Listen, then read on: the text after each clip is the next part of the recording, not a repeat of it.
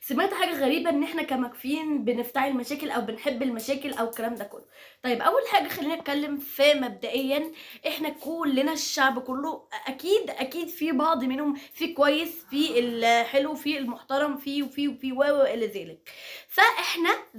إحنا زي كده.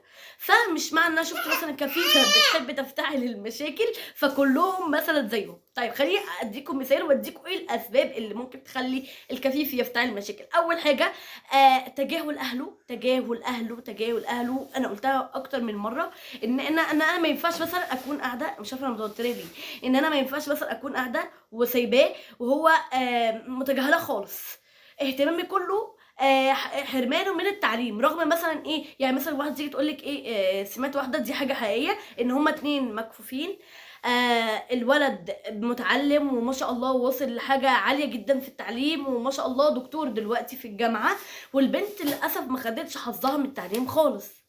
فده ليه؟ ده سبب من الأسباب. استنوني في فيديو تاني مع سبب جديد. باحبكم أوي، باي باي.